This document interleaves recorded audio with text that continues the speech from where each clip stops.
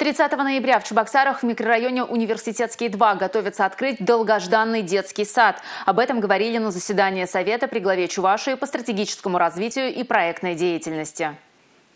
Сейчас идет подготовка документов на ввод объекта в эксплуатацию. По словам министра образования и молодежной политики Чувашии Дмитрия Захарова, детских садов в республике достаточно, чтобы обеспечить всех детей от 1,5 до 3 лет местами. В рамках национального проекта «Демография в Чувашской республике 2020-2022 годы» было предусмотрено строительство 9 дошкольных образовательных организаций. В настоящее время введены в эксплуатацию 8 дошкольных образовательных организаций. Одним из последних, это 4 ноября, детский сад в микрорайоне Благовещенский на 240 мест. А также у нас остался детский сад в микрорайоне Университетский на 250 мест.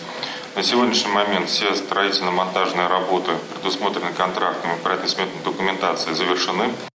В республике реализуется 50 региональных программ в рамках 12 национальных проектов. В 2022 году на них предусмотрено более 21 миллиарда рублей. 74% бюджетного финансирования направлено на мероприятия 2 национальных целей – комфортная безопасная среда для жизни и сохранения населения, здоровье и благополучие людей. В систему государственного автоматизированного управления необходимо своевременно вводить данные по реализации проектов, подчеркнул глава региона. Не все с этим справляются.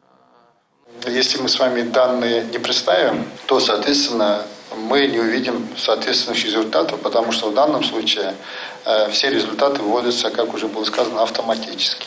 Дальше мы можем сколько угодно говорить, что у нас совершенно по-иному дела обстоят, или еще какие-то аргументы приводить.